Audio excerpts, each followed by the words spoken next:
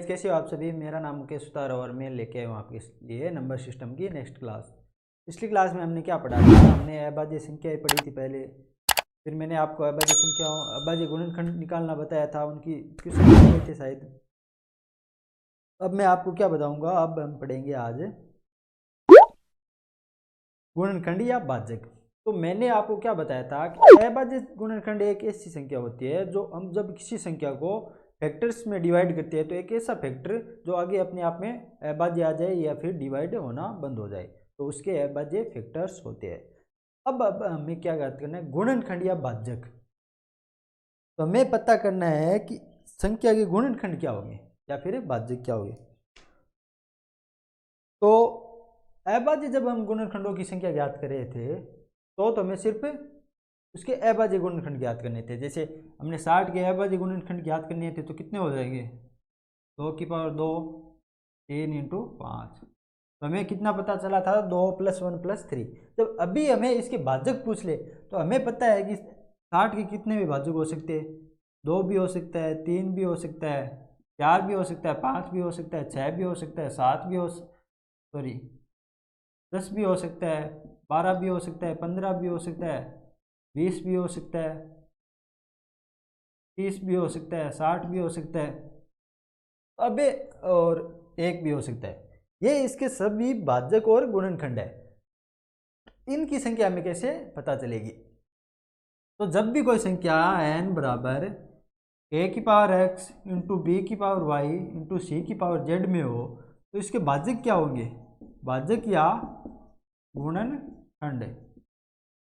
इनकी संख्या क्या होगी, संख्या होगी तो यहाँ पे x y इंटू 1, तो यहाँ पे हो जाएगी x + y sorry x + 1 into Y + 1 into Z + 1। ठीक है, हमारा टॉपिक क्या है,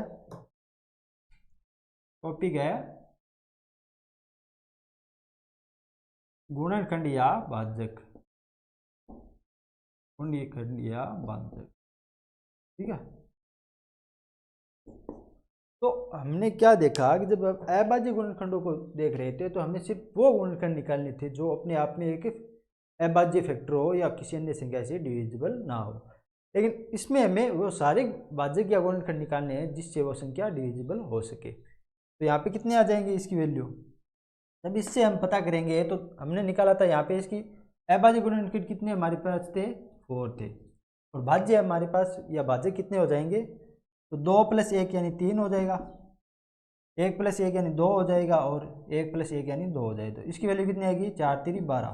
तो यहाँ पे क्या इसकी वैल्यू 12 है, तो 1 2 3 4 5 6 7 8 9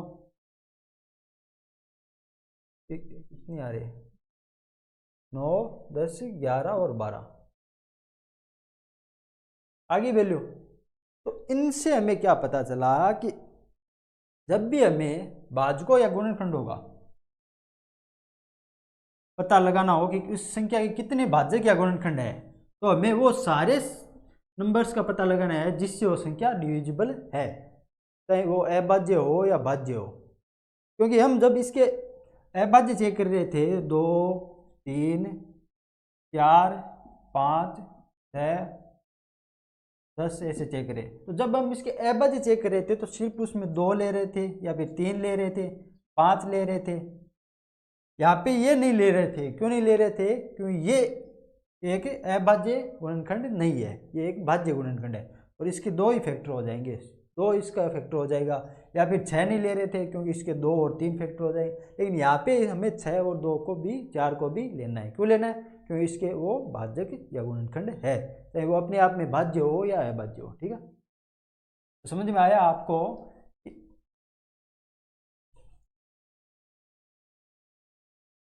तो आप समझे कि अभाज्य गुणनखंडों और गुणनखंडों या भाजकों में क्या डिफरेंस होता है।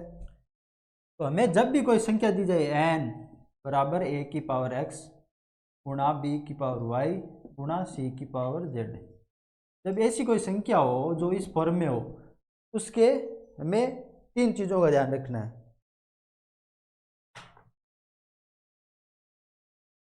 हमें उसकी 3 चीज़ों का ध्यान रखना है। क्या ध्यान रखना है, पहला उसका अभाज्य गुणनखंड, अभी वो तो मैंने पढ़ा दिया था लेकिन वापस लिखा, अभाज्य गुणनखंड क्या हो जाएंगे इसके, x plus Y plus Z. ठीक है, फिर दूसरे गुणनखंड मतलब सभी जो भाज्य हो या अभाज्य जरूरी नहीं, या फिर भाजक की संख्या, ये क्या हो जाएगी, गुणनखंड या भाजक की संख्या क्या हो जाएगी, x plus one into Y plus one into Z plus one.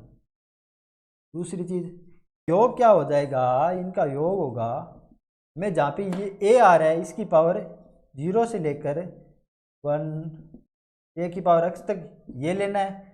फिर क्या आ रहा है हमारे पास, b आ रहा है, तो b की पावर 0 से लेकर b की पावर 1 b की पावर y ये लेना है। फिर क्या आ रहा है हमारे पास c, तो c की पावर 0 से लेकर c की पावर 1 ऐसे c की पावर 0। जब इनका फैक्टरी या इनका प्रोडक्ट होगा वही इसका योग होगा। समझ में आया कि जब हमें नंबर इस रूप में दिया जाए तो हमें तीन चीज़ें कैसे निकालनी है। पहले अभाज्य गुणनखंडों की संख्या, वो क्या हो जाएगी x plus Y plus Z.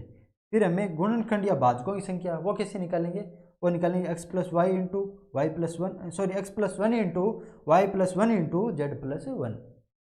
फिर तीसरा मीन्स गुणनखंडों या भाजकों का योग कैसे निकालेंगे, तो इनका योग होगा a 0 से लेकर ए एक्स इंटू बी 0 से लेकर बी वाई इंटू सी 0 से लेकर सी जेड का जो योग होगा उन सभी का प्रोडक्ट। ठीक है, जब हमने 60 को लिया था इसके कौन से भाजक हो रहे थे, 1 2 3 4 5 6 10, फिर आ रहा 12, फिर आ रहा था 15, फिर आ रहा था 20, फिर आ रहा 30 और फिर आ रहा 60।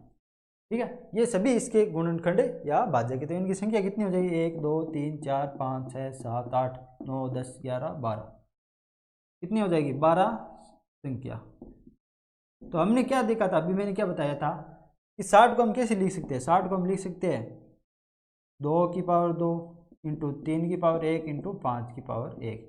जब इसको हम वेक्टर फॉर्म में बनाएंगे तो एक ये फॉर्म बनेगी। तो मैंने क्या बताया था कि जब हमें अभाज्य गुणनखंडों की संख्या निकालनी है तो क्या करेंगे, x plus Y plus Z, यानी अभाज्य गुणनखंड इसके 4 आ जाएंगे। जब हमें भाज्य गुणनखंडों या भाजकों की संख्या, तो भाजक इसके क्या हो जाएंगे, ये हो जाएंगे 2 प्लस 1 इंटू यहाँ पे 1 प्लस 1 इंटू 1 प्लस 1। तो इनकी संख्या कितनी आ जाएगी, इनकी आ जाएगी 3 इंटू 2 इंटू 2 यानी 12।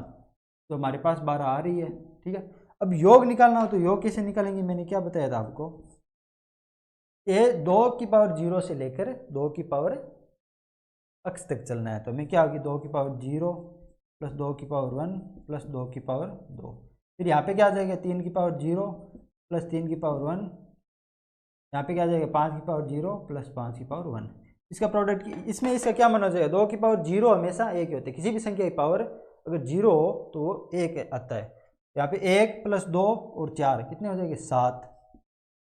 यहाँ पे क्या हो जाएगा, 3 की पावर 0 1 और 3 4 हो जाएंगे। यहाँ पे क्या हो जाएगा 1 और 5 6 हो जाएंगे। तो इनका गुणनखंड क्या आएगा, जब हम इनको गुणा करेंगे 6 चौक 24, 24 को 7 से गुणा करेंगे तो आ जाएगा 140 और 7 चौक 28 मतलब 148।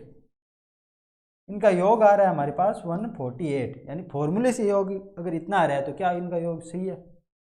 चलो जोड़ते हैं, 60 और 30 हो जाएंगे 90, 90 और 20 110, फिर 15 125, 125 और 12 कितना हो जाएगा 137, 10। यहाँ पे योग में कुछ गड़बड़ है क्या, एक मिनट, 2 की पावर 2 4 2 6 1 और 7, 7 इंटू 3 और 1 4 5 1 6, तो 24 को 7 से गुणा किया तो 20 को 7 से गुणा करेंगे 140, सॉरी यहाँ पे 168 होगा, 140 नहीं 168, मैंने शायद कुछ मिस जोड़ लिया था, 168 आएगा सॉरी। तो अब जब इनको जोड़ रहे थे 60 और 30 90, 110 125 137 147 और 6 कितने हो जाएंगे 153, 153 और 5 158, 158 और 4 162, 162 और 3 165, 167 और 168 हमारे पास आ रहा ना 168। समझ में आया कुछ, कि जब भी हमें अगर अभाज्य गुणनखंडों की संख्या पूछे तो हमें सिर्फ वो नंबर लेने हैं जो संख्या के अभाज्य गुणनखंड या फैक्टर हो। लेकिन जब भी हमें भाजकों या गुणनखंडों की संख्या पूछे तो हमें सारे भाजक लेने हैं जिनसे संख्या भाज्य है या विभाजित होती है, चाहे वो एक हो या फिर चाहे स्वयं हो। संख्या में भी उन एक और स्वयं को इंक्लूड करना है और योग में भी उनको इंक्लूड करना है। फिर मैंने दोनों तीनों के एक सूत्र से बता दिया कि हमें योग कैसे निकालना है। अगर संख्या इस फॉर्म में दी जाए, अगर ना दी जाए तो पहले हम इसको फॉर्म में बदलेंगे, फिर इससे योग और का संख्या निकाल लेंगे, क्योंकि ऐसे जोड़ने बैठ जाओगे तो आंसर नहीं आ पाएगा। वो तो मैंने समझा दिया है कि इनका योग ये पॉसिबल है या नहीं। आप समझ जाओ कि जब हमने जोड़ के देखा या गिन के देखा तो दोनों में बराबर आंसर आ रहे। समझ गए? क्वेश्चन क्या बोल रहा है कि 1260 के भाजकों की संख्या व योग क्या होगा। क्वेश्चन नंबर 1 कह रहा है कि 1260 के भाजकों की संख्या व योग हमें ज्ञात करना है। 1260 को स्क्वायर फॉर्म में कैसे लिखेंगे? 2 से किया जा रहा है सर, कितने आगे 630, वापस 2 से किया जा रहा है सर, कितने आगे 315, 303 से किया जा रहा है सर, कितने आ रहे 105, वापस 3 से किया कितने आ रहे सर 35, फिर किससे जा रहा है फिर 5 और 7 से। तो ये क्या बन जाएगी 2 की पावर 2, 3 की पावर 2, 5 की पावर 1 इंटू 7 की पावर 1, ये इसकी फॉर्म बन जाएगी। तो भाजकों की संख्या क्या हो जाएगी? भाजकों की संख्या क्या हो जाएगी? ये हो जाएगी x+1 यानी 2+1 इंटू वाई प्लस 1 यानी 2+1 तो z+1 यानी 1+1 इंटू w+1 यानी 1+1। ठीक है, वो तो मैंने समझाने के लिए 3 फैक्टर लिए थे। फैक्टर तो संख्या कितने भी हो सकते हैं, आपको आगे चलते जाना है। तो ये इसकी संख्या कितनी आ जाएगी 3 इंटू 2 इंटू 2, तो हमारे पास कितनी आ गई 4 3 12 और 12 ना 36, प्लस 1260 के कुल 36 फैक्टर होंगे या फिर गुणनखंड होंगे। योग कितना आ जाएगा? योग वही फॉर्म को लेके चलना है। तो 2 की पावर 0 प्लस 2 की पावर 1 प्लस 2 की पावर 2, फिर 3 की पावर 0 प्लस 3 की पावर 1 प्लस 3 की पावर 2, 5 की पावर 0 प्लस 5 की पावर 1, यहाँ पे 7 की पावर 0 प्लस 7 की पावर 1। ये कितना आ जाएगा 1 और 2 ये आ जाएगा 7 गुणा यहाँ पे कितना आ रहा है 9 और 3 12 और 1 13, फिर यहाँ पे कितना आ रहा है 6 आ रहा है, यहाँ पे कितना आ रहा है 8 आ रहा है। तो इनका गुणनखंड कितना होगा 56 इंटू 13 से 78। तो इसकी वैल्यू कितनी आ जाएगी आपके पास? तो 78 को हम 56 से करेंगे तो कितना आ रहा है 48 असल की 4 43 8 43 68, यहाँ पे वैल्यू आ रही है 43। ठीक है, समझ में आ गया मैंने कैसे बताया इसको? तो मैंने क्या कहा, जब भी हमें कोई संख्या दी जाए उसके भाजकों या फिर अभाज्य गुणनखंडों या फिर उनके योग को पूछा जाए तो हमें क्या करना है, पहले संख्या को अभाज्य गुणनखंडों में तोड़ना है और इस फॉर्म में बनाना है। फिर हमें देखना है कि ये अगर हमें अभाज्य गुणनखंडों की संख्या पूछा जाए तो हमें क्या करना है, उस सीधे अभाज्य गुणनखंडों को जोड़ देना है। यहाँ पे 2 है, यहाँ पे 2 है, यहाँ पे 1 और यहाँ पे 1 है। जब हमें भाजकों या सीधे गुणनखंडों की संख्या पूछे तो हमें क्या करना है, ऐसे लेनी है। फिर अगर योग पूछे तो ऐसे निकालना है। समझ में आ रहा है? नेक्स्ट क्वेश्चन क्या है 840 के भाजकों की संख्या व योग। ये क्वेश्चन आपको करना है घर पे। 840 के भाजकों की संख्या व योग, ये क्वेश्चन आप ही करोगे घर पे। ठीक है, नेक्स्ट मैं बताता हूँ। नेक्स्ट है हमारा सम व विषम भाजक। अभी हमने क्या पढ़ा था, हमने सिर्फ भाजक या गुणनखंड पढ़ा। अब हमें पढ़ना है सम या विषम। ऐसी संख्या लेनी है जिसके एक तो सम भाजक हो और विषम भाजक हो, दोनों को अलग अलग बांटना है। सम और विषम पढ़ेंगे अब। ठीक है, तो पहला क्या कहता है, यदि संख्या को जब हम लिखते हैं n बराबर 2 की पावर x इंटू a की पावर y इंटू b की पावर z, जब हम संख्या को ऐसे लिखते हैं इस फॉर्म में तो उसके समभाजकों की संख्या क्या होती है। पहला क्या लिखना है, समभाजकों की संख्या। समभाजकों की संख्या क्या हो जाएगी, ये हो जाएगी, यहाँ पे x आ रहा है, x इंटू यहाँ पे y+1 इंटू z+1, ठीक है। फिर हमें दूसरा क्या पूछा है, समभाजकों का योग, समभाजकों का योग। इसमें क्या आ रहा है, इसमें आ रहा है x⁴ प्लस x⁴ से लेकर y⁴, सॉरी, योग क्या आ जाएगा, 2⁴ से लेकर 2⁴x तक, फिर a⁴ प्लस a⁴ से लेकर a⁴y तक, फिर b⁴ प्लस b⁴ से लेकर b⁴z तक।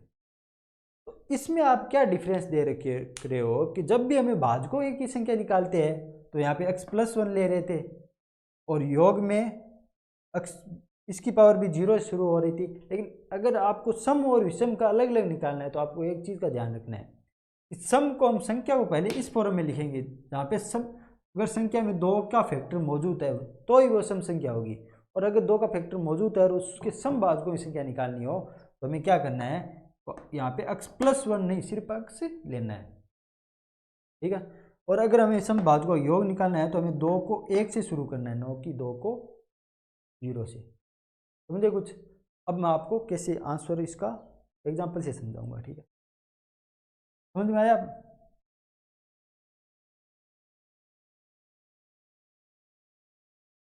तो मान लो हमने एक 60 ले लिया, 60 ले लिया। अब इसके भाजक हमने गुणनखंड किए, 1 2 3 4, 1 2 3 4 5 6, फिर 10, फिर 12 15 20 30 और 60, ठीक है। तो क्वेश्चन में क्या पूछ रहा है कि समभाजकों की संख्या, मतलब ऐसे भाजक जो सम है, सम कौन सी है, यहाँ पे सम है हमारे पास 2 4 6 10 12 20 30 और 60, कौन कितनी होगी संख्या इनकी, 1 2 3 4 5 6 7 8, यहाँ पे आगे इनका नंबर आ गया 8। तो अब अगर हम इसको, जब हम 60 को फॉर्म में लिखते हैं तो कैसे लिखते हैं, यहाँ पे लिखते हैं जब 2⁴ इंटू 3⁴ इंटू 5⁴1। तो किस यहाँ पे हमारे समभाजकों की संख्या कितनी आ रही है, 8 आ रही है। तो क्या सूत्र से 8 आ रही है समभाजकों के, तो सूत्र क्या था, x इंटू 2 इंटू 1 प्लस 1 2, तो यहाँ पे भी वैल्यू कितनी आ रही है, 8 आ रही है। समझ में आ गया कि समभाजक कौन से हो गए, तो वो सभी भाजक जो 2 से डिविजिबल है। तो यहाँ पे 2 है, 4 है, 6 है, 10 12 20 30 और 60, इन संख्या 8 आ रही है। सूत्र में क्या दे रखा था, x इंटू, तो यहाँ पे x की वैल्यू 2 की पावर कितनी हो जाएगी, 2 2 इंटू y+1 यानी 2 और z+1 यानी 2, इतने आ गया हमारे पास, संख्या भी हमारे पास यहाँ से 8 आ गई। फिर हमें क्या पूछा था, समभाजकों का योग, तो यहाँ पे योग कितना आ रहा है समभाजकों का, 2 और 4 6 हो जाएगा, 6 12 हो जाएगा, 12 12 24 और 10 34 हो जाएगा, 34 और ये कितना 110, 34 और 110 144 हो जाएगा। क्या योग यहाँ से 144 आ पाएगा, चलो देखते हैं कि 2 की पावर हमें क्या लेनी है, 2⁴1 प्लस 2⁴2 लेनी है। फिर यहाँ पे क्या लेनी है, 3⁴0 प्लस 3⁴1 लेनी है। फिर यहाँ पे 5⁴0 प्लस 5⁴1 लेनी है। तो यहाँ पे क्या हो जाएगा, 2⁴2 यानी 4 और 1 5 हो जाएगा, सॉरी 6 हो जाएगा। यहाँ पे क्या होगा, 3 और 1 4 हो जाएगा। यहाँ पे क्या होगा, 5 और 1 6 हो जाएगा, 1 2 तो इसकी वैल्यू कितनी आएगी, 36 इंटू 4 यानी 144। समझ में आ गया कि समभाजकों के का जब योग और उसकी संख्या निकालते हैं तो हम उसमें सूत्र में अलग क्यों लेते हैं कि मैंने आपको समझा दिया कि समभाजक यहाँ पे 2 4 यही पॉसिबल है जो 2 से डिविजिबल है, तो उनका योग भी अलग आ जाएगा और उनकी संख्या भी अलग आ जाएगी, ठीक है। विषम भाजकों की संख्या और योग बताऊंगा। विषम भाजकों की संख्या, विषम भाजकों की संख्या, उसमें क्या करना है आपको, विषम भाजक कौन सी होगी, जो दो नहीं है, यानी उनमें दो को छोड़ देना, बाकी जो सम है उन सभी को छोड़ देंगे, जो विषम बच जाएंगे। तो विषम भाजकों की संख्या आपको कैसी याद रखनी है, जब अगर संख्या इस फॉर्म में हो तो उसकी संख्या कैसी याद रखनी है आपको, y+1 इंटू z+1। मतलब यहाँ पे आपको संख्या में दो की पावर वाला कुछ भी नहीं लेना है। योग कैसे याद रखना आपको, योग भी ऐसे a की पावर 0 से लेकर a की पावर y तक और b की पावर 0 से लेकर b की पावर z तक। ठीक है, जो इसका आंसर आएगा वही विषम भाजकों की संख्या और योग होगी। अब मैं अगर क्वेश्चन से आपको समझाऊं एग्जाम्पल से, तो इसमें विषम भाजक कौन से हो जाएंगे, एक हो जाएगा, एक ये हो जाएगा, 3 2 फिर 5 फिर 15, तो 1 2 3 और 4। तो यहाँ पे विषम भाजकों की संख्या कितनी है, 4। तो क्या यहाँ से 4 आ रही है, y+1 यानी 1+1 यानी 2 इंटू 2 और 1+1 यानी 2 इंटू 2, तो 4 आ गई ना, इससे 4 आ रही है और हमें दिख भी रहा है कि 1 2 3 और 4 है। योग निकालते हम, योग यहाँ पे रखते हैं जब इसको, तो योग कितना आएगा यहाँ पे, 3 की पावर 0 से लेकर 3 की पावर 0 प्लस 3 की पावर 1 फिर 5 की पावर 0 प्लस 5 की पावर 1, तो इसका योग कितना आ जाएगा, 3 और 1 4 इंटू है 24। तो क्या यहाँ पे योग 24 आ रहा है, चेक कर लेते हैं। 15 और 5 कितनी होगी, 20, 3 23 और 1 24, यहाँ पे योग भी 24 आ रहा है। तो समझ में आ गया आपको कि विषम भाजकों और समभाजकों को अलग अलग कैसे निकाला जाता है। एग्जाम्पल के जरिए समझोगे तो आपको बहुत अच्छे से समझ आएगा और दोबारा आप कुछ गलती करने के चांस भी नहीं होगी। तो क्या अब आप विषम और समभाजकों की संख्या अलग अलग निकाल सकते हैं, क्या आप सीधे ही भाजकों की संख्या या गुणनखंडों की संख्या निकाल सकते हैं, क्या आप अभाज्य गुणनखंडों की संख्या निकाल सकते हैं, आराम से निकाल सकते हैं। ठीक है, तो आपको विषम सम भाजक गुणनखंड अभाज्य गुणनखंड सारे समझ में आ गए अच्छे से। अब मैं एक एग्जाम्पल के जरिए वापस सभी को, एक ही एग्जाम्पल में सभी को समझा देता हूँ। कैसे, मैंने मान लो 100 ले लिया, अब मैंने पूछा इसके भाजक बताओ।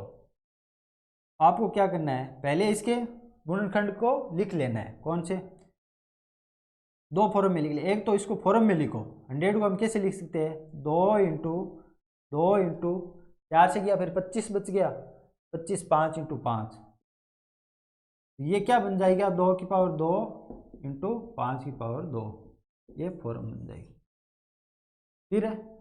फिर ठीक है, इसको गुणनखंडों की संख्या हम अलग कर लेते हैं। जैसे एक इसका गुणनखंड है, 2 भी है, 3 नहीं है, 4 है, 5 है, 6 नहीं है, 7 नहीं है, 8 नहीं है, 9 नहीं है, 10 है, फिर 11 12 13 14 15 16 17 18 19 20 आ रहा है, उससे पहले कोई नहीं है, फिर 21 22 कुछ नहीं है, सीधा 25 आ रहा है, फिर 25 के बाद सीधा 50 आएगा, फिर कितना आएगा, सीधा 100। मतलब इसके भाजक कौन से हो जाएंगे, ये। तो पहले मैंने क्या बताया था, अभाज्य गुणनखंडों की संख्या, तो 100 के अभाज्य गुणनखंड कौन से हो जाएंगे, मतलब वो सभी गुणनखंड है जो उसके अभाज्य मल्टीपल हो, यानी फैक्टर हो, तो ये कौन से हो जाएंगे अभाज्य गुणनखंड, ये क्या हो जाएंगे, ये हो जाएंगे, यहाँ पे मैंने क्या बताया था, x प्लस वाई, तो जो भी संख्या यहाँ पे 2 ये और 2 ये, तो 2 प्लस 2 कितने हो जाएंगे, 4, इसमें कोई दिक्कत नहीं है। फिर हमने क्या निकाला था, गुणनखंड और भाजकों की संख्या, तो इसके गुणनखंड कितने हैं, 1 2 3 4 5 6 7 8 9, तो गुणनखंड कितने हैं, यहाँ पे 9 है। सूत्र से कितने आ रहे हैं, सूत्र से आ रहे हैं हमारे पास गुणनखंड क्या लिया था हमने, x+1 इंटू y+1, तो यहाँ पे क्या हो जाएगा, 2 + 1 इंटू 2 + 1, इसकी वैल्यू कितनी आ जाएगी, 3 इंटू 3 यानी 9 आ जाएगी, ये भी कोई दिक्कत नहीं है। फिर क्या है इनका योग, योग हमने क्या पढ़ा था कि जब भी ऐसा दी जाए तो 2 की पावर 0 प्लस 2 की पावर 1 प्लस 2 की पावर 2, फिर 5 की पावर 0 प्लस 5 की पावर 1 प्लस 5 की पावर 2, ये कितना हो जाएगा, 4 2 6 और 1 7 हो जाएगा, ये कितना हो जाएगा, ये हो जाएगा 25 और 5 30 और 1 31, तो इसका योग आ जाएगा कितना, ये आ जाएगा 210 और 217। 217, इनका योग आ गया 217। तो क्या इसका योग 217 है? चेक कर लेते हैं। 100 और 50 कितना हो जाएगा? 150, फिर 25 175, 20 195, 10 205, 5 10 210 से 214, 216 और 217 आ रहा है योग। तो हमने अभाज्य गुणनखंड निकाल लिए, गुणनखंड या भाजक निकाल लिए और योग निकाल लिए। हमने जोड़ के भी निकाल लिए, गिन के भी निकाल लिए और फॉर्मूले से भी निकाल लिए। अब हमें क्या करना है? समभाजकों की संख्या चेक करनी है। समभाजक संख्या क्या हो जाएगी समभाजकों की? हमारे पास क्या हो जाएगी? 1 2 3 4 5 और 6, यानी हमारे पास 6 समभाजक है। तो क्या इस फॉर्मूले से हमें पता चल रहा है 6 समभाजक है? हाँ पता चल रहा है। कैसे सर? ये आपने हमने क्या पढ़ा था कि जब भी हमें 2 की पावर में लेनी है तो उसको एक एक्स्ट्रा नहीं जोड़ना है। तो कितनी हो जाएगी भाजक यहाँ पे? 2 इंटू x प्लस 1 यानी 2 प्लस 1। तो ये कितने? 2 इंटू 3 यानी यहाँ पे 6 आ जाएगी। ठीक है। योग कितना है समभाजकों का? योग हमारे पास यहाँ पे कितना आ रहा है? 2 और 4 कितने? 6 हो जाएंगे। 6 और 10 16 हो जाएगा और 20 कितना हो जाएगा? 16 और 20 36। 36 से 50 कितने? 86 और 100 186, 186 आ रहा है। तो क्या यहाँ सूत्र से योग 186 आएगा? चलो जोड़ लेते हैं। कैसे? हमने क्या सूत्र फॉर्म किया था? 2 की पावर 1 प्लस 2 की पावर 2 इंटू 5 की पावर 0 प्लस 5 की पावर 1 प्लस 5 की पावर 2। तो ये कितना आ जाएगा इसका प्रोडक्ट? 2 की पावर 2 करेंगे तो कितना आएगा हमारे पास? 4 और 1 2 6 इंटू 5 की पावर 2 कितने? 25 प्लस 5 30 और 1 31। तो इसकी वैल्यू कितनी आ रही है? 186 आ रही है। इसमें भी कोई दिक्कत नहीं है। अब हमें क्या चेक करना है? विषम भाजकों की संख्या योग। विषम भाजक इसमें कितने हैं? 1 2 और 3। विषम भाजक कितने हो जाएंगे हमारे पास? यहाँ पे 3 हो जाएगी इसकी संख्या। योग 3 हो जाएगी तो सूत्र से निकल रही है? हाँ निकल सकते x प्लस 1, क्यों 2 को तो हमें छोड़ देना है। 5 की पावर कितनी हो जाएगी? 2 और उसको 1 जोड़ देना, 2 प्लस 1 यानी x प्लस 1 से यहाँ पे भी 3 आ रही है, कोई दिक्कत नहीं है। फिर विषम भाजकों का योग हमें निकालना है। तो मैंने क्या बताया था योग विषम भाजकों का? इसमें क्या हो जाएगा? 1 और 5 कितने हो जाएंगे? 6, 6 और 25 कितने हो जाएंगे हमारे पास? 31, यानी योग कितना आ रहा है हमारे पास? 31। तो क्या सूत्र से योग 31 आ रहा है? चलो देख लेते हैं। तो मैं 2 को तो छोड़ ही देना है। तो यहाँ पे क्या लेंगे? 5 की पावर 0, तो योग यहाँ पे 5 की पावर 0, 5 की पावर 0 प्लस 5 की पावर 1 प्लस 5 की पावर 2। तो ये कितना आ जाएगा? 25 35 और 1 31 आ रहा है योग ये 31। तो अब समझ में आया आपको सभी? मैंने एक एग्जाम्पल से दोनों तरीकों से निकाल बता दिया है, एक तो सूत्र से और एक सीधे निकाल के। अब तो कोई दिक्कत नहीं है आपको। तो अब जब भी हमें अभाज्य गुणनखंड पूछेंगे तो बता देंगे दोनों तरीकों से, गुणनखंड या भाजक पूछेंगे तो बता देंगे, आए कैसे वो भी आपको पता है, और उनका योग और गुण संख्या बता देंगे। फिर सम और अभाज्य और विषम और उन सभी की भी बता देंगे। तो कोई दिक्कत अभी भी कह रहा है आपका कि 540 के सम और विषम भाजकों की संख्या और योग बताओ। तो 540 इसको हम जब फैक्टर्स में लिखेंगे तो कैसे लिखेंगे? 2 से जा रहा है, हाँ जा रहा है सर, कितनी बार? 270 बार। वापस 2 से जा रहा है, हाँ जा रहा है सर, कितनी बार? 135। अब क्या 2 से जा रहा है? नहीं जा रहा। 3 से जा रहा है 135 में, तो देखेंगे हम 3 से 12 12 और जा रहा है सर, कितनी बार जा रहा है? 45, सॉरी 3 से जा रहा है, कितनी बार जा रहा है? 45 बार। वापस 3 से जा रहा है, हाँ जा रहा है, कितनी बार? 15 बार। वापस 3 से जा रहा है, हाँ जा रहा है, कितनी बार? 5 टाइम, सॉरी 3 इंटू 5। तो ये हमारे पास इसका फॉर्मूला आ गया। इसको कैसे लिख सकते हैं? 2 की पावर 2 इंटू 3 की पावर 3 इंटू 5 की पावर 1। ठीक है। तो ये हो जाएगी 27 और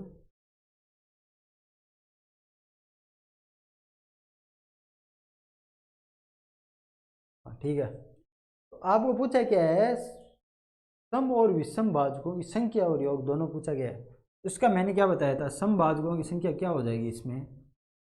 इसमें हो जाएगी 2 इंटू, यहाँ पे 2 की फॉर्म 2 है, इंटू 3 + 1 इंटू 5 सॉरी 1 + 1 तो कितनी हो जाएगी 2 इंटू 4 इंटू 2 4 चौक 16।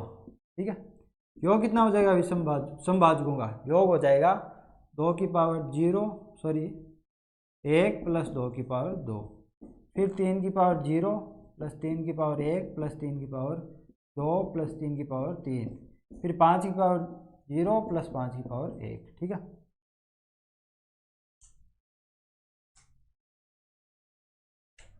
तो यहाँ से ये कितना आ जाएगा योग हमारे पास 2 4 और 2 6 इंटू यहाँ पे 3 की पावर 27 और 9 36 36 है 3 39 और 1 40 इंटू 6 तो ये कितना आ जाएगा 240 और 6 इंटू 6 हो जाएगा 240 24 पंजो 120 144 यानी 1440 इसका योग आ जाएगा।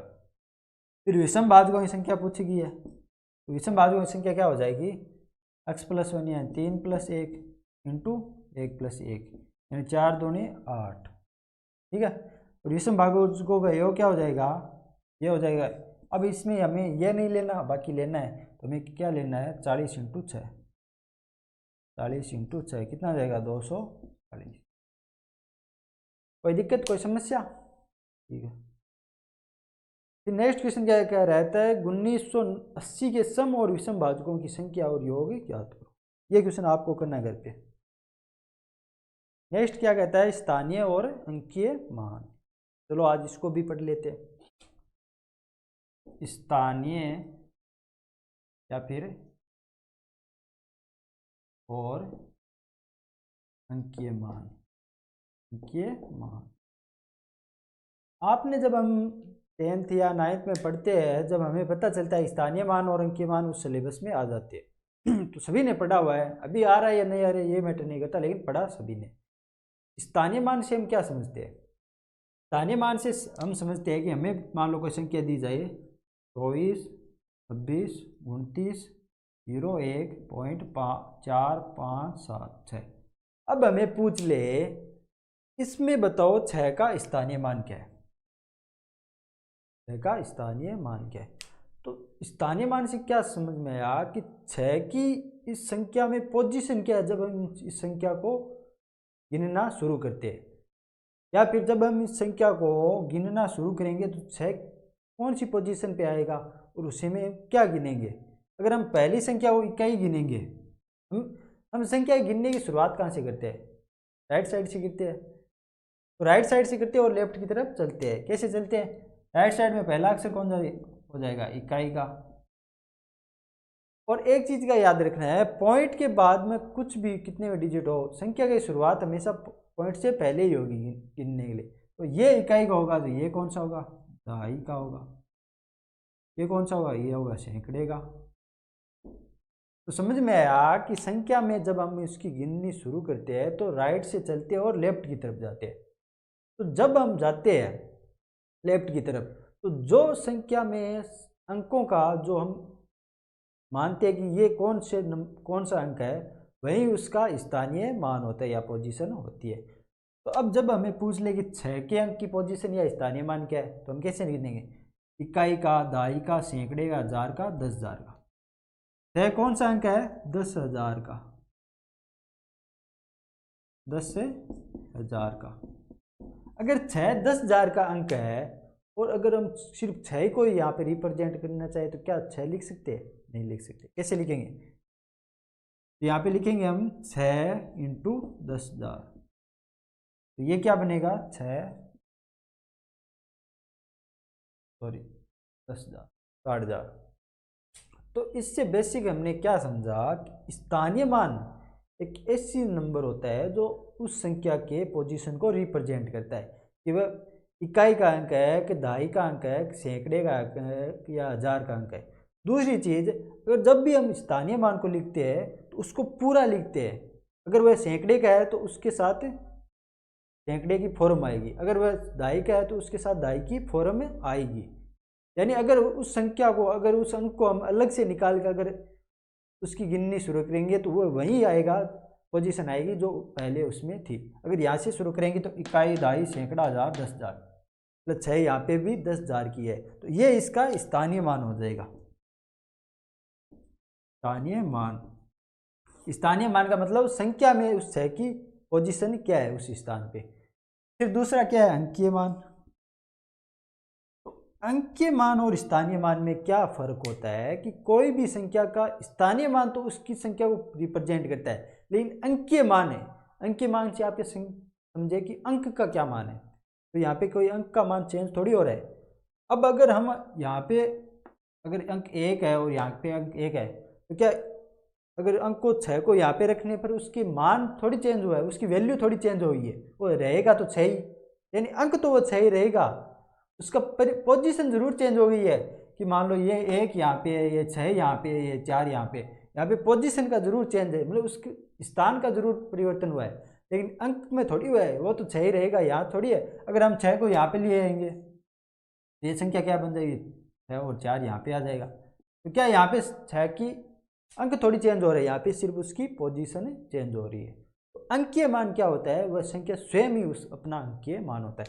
तो 6 का अंकीय क्या मान हो जाएगा, इसका 6 ही हो जाएगा, क्यों अंकीय मान के रूप में 6 खुद को ही रिप्रेजेंट करता है, अपनी पोजीशन को नहीं करता। स्थानीय मान में वह अपनी पोजीशन को रिप्रेजेंट करता है, उसके साथ उस स्थानीय मान की पोजीशन आना जरूरी है। तो यहाँ पे 6 अगर 10,000 का अंक है तो उसके साथ 10,000 की पोजीशन आना जरूरी है, क्योंकि जब भी हम 6 को अलग करके लिखेंगे तो वह भी वहाँ पर भी वह 10,000 की पोजीशन दर्शा रहा हो, इस रूप में उसका स्थानीय मान होगा। लेकिन अंकीय मान वह अगर यहाँ पे 6 है तो उसको अलग लिखेंगे तो वह भी अपनी 6 ही वैल्यू दर्श रहा है, वहाँ पे अंक में परिवर्तन नहीं होगा। ठीक है, अपने अंकीय मान और स्थानीय मान में क्या फर्क हुआ, स्थानीय मान पोजीशन के साथ आता है और अंकीय मान अपने आप को सिर्फ रिप्रेजेंट करता है। समझ में आया? तो आपको क्या समझ में आया स्थानीय मान और अंकीय मान में कैसे फर्क करते हैं। जैसे एक एग्जांपल से समझाता हूँ मैं आपको कि हमें लिख दिए 5260। अब हमें पूछे कि 2 का स्थानीय मान बताओ, 2 का स्थानीय मान। मैंने अभी क्या बताया था आपको कि स्थानीय मान संख्या में अंक की पोजीशन को रिप्रेजेंट करता है, यानी स्थान को रिप्रेजेंट करता है। तो 2 का स्थानीय मान क्या होगा, 2 इंटू यहाँ पे 2 कितने नंबर का अंक है, इकाई, दहाई, सैकड़े, यानी सैकड़े का अंक है, तो इससे 100 से गुणा हो जाएगा, ये क्या आ जाएगा 200। मतलब 2 का स्थानीय मान क्या है, 200। कैसे, क्योंकि जब हम 2 को अलग लिखेंगे तो ये 200 को रिप्रेजेंट करेगा, ना कि 2 को, यानी उसका स्थानीय पोजीशन क्या है 200, यानी सैकड़े की पोजीशन है। फिर उसका अगर 2 का हमें अंकीय मान पूछे, अंकीय मान, तो मैंने क्या बताया था कि स्थानीय मान तो पोजीशन को रिप्रेजेंट करता है, लेकिन अंकीय मान सिर्फ अंक की अपनी स्वयं को रिप्रेजेंट करता है। तो यहाँ पे 2 का अंकीय मान क्या होगा, 2 का अंकीय मान 2 ही होगा। क्यों होगा, क्योंकि आगे चाहे अंक को 2 को यहाँ पे ले लो चाहे यहाँ पे ले लो, अंक की स्वयं वो 2 ही रहेगा। ऐसा नहीं है कि यहाँ पे लिखने से 2 अपनी 2 से 4 हो जाएगा या जो अपनी अंक में परिवर्तन हो जाएगा, नहीं होगा। तो इसकी अंकीय मान हमेशा 2 ही रहेगा। ठीक है, तो चाहे इसको यहाँ पे ले लो चाहे कहाँ पे ले लो, और इसका स्थानीय मान उसकी पोजीशन पर निर्भर करता है। ठीक है, समझ में आया? तो आपको क्वेश्चन क्या दे रहा है, यदि 662.301 662.301 की वैल्यू क्या दे रखी है हमें, 7a + 6b + 2c + 3d + e है। 7a + 6b + 2c + 3d + e अगर है तो 4b + 5c + d = +2e की वैल्यू ज्ञात करनी है। तो हमें इसके लिए a + b + c + e की वैल्यू ज्ञात करनी पड़ेगी। क्वेश्चन में हमें क्या दे रखा है कि यहाँ पे एक संख्या और ये इसके इक्वल है।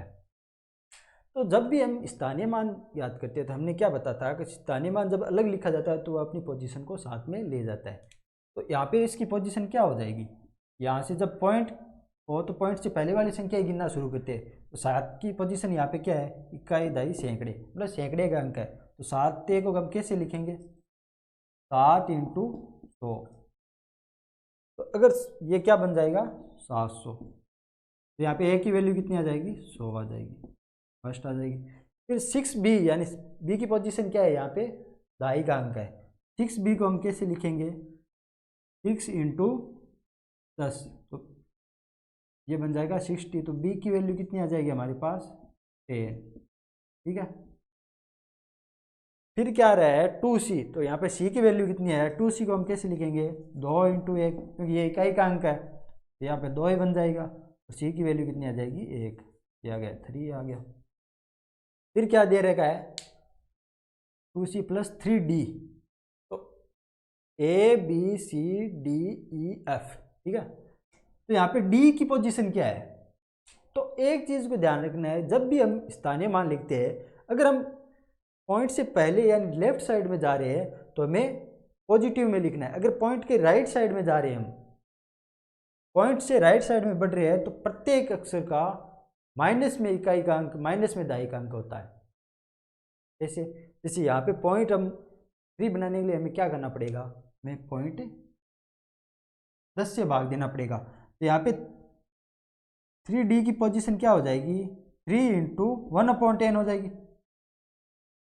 ठीक है। तो यहाँ पे 10 की वैल्यू ये कितना बन जाएगा, 0.3 बन जाएगा। तो यहाँ पे d की वैल्यू क्या आ जाएगी, 1/10 या फिर 0.1। ठीक है। क्वेश्चन नंबर 4 क्या हमारे पास e की वैल्यू यहाँ पे क्या आ रही है, e की वैल्यू यहाँ पे क्या आ रही है, e इससे मल्टीप्लाई हो क्या आ रहा है। अगर हम किसी संख्या को 0 से मल्टीप्लाई करेंगे वो तो 0 ही हो जाएगी। तो e की वैल्यू क्या है, 1 गुणा e यहाँ पर क्या है, 1 का डिजिट है, उसका स्थानीय मान क्या है यहाँ पे, 1/100 है। कैसे, तो यहाँ पे 2 से डिवाइजिबल हो रहा है क्योंकि सैकड़े का अंक है, तो ये कितना हो जाएगा, 0.001।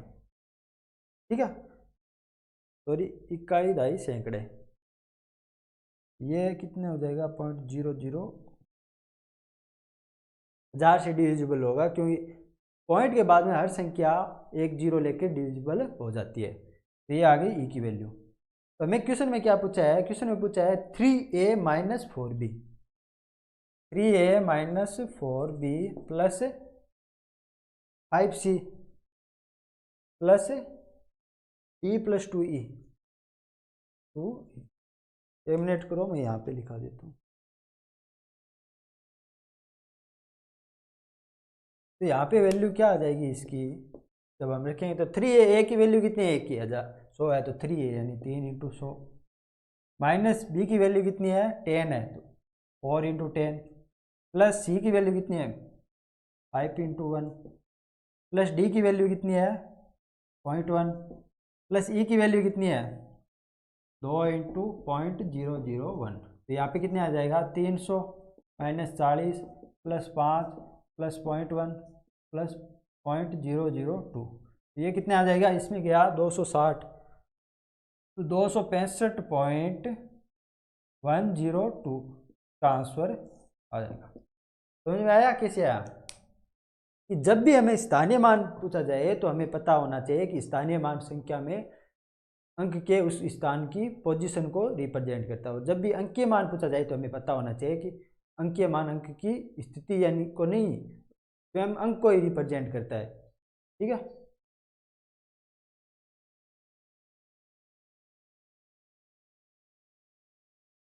अब बात, सॉरी ये क्या था, अब बाकी सब नेक्स्ट क्लास में पढ़ेंगे, क्योंकि अभी क्लास बहुत लंबी हो गई है और चैप्टर अभी अंत नहीं हुआ। एक क्लास और होगी शायद, उसमें बाद में आपका चैप्टर कंप्लीट हो जाएगा, क्योंकि ये टॉपिक भी बहुत लंबा है, संख्या के अंकों के आधारित, तो पलटने पर है या 2 अंक होते हैं, ये बहुत लंबा टॉपिक है, ये क्लास लेगा पूरी। ठीक है, बाकी सभी नेक्स्ट क्लास में। Okay, bye.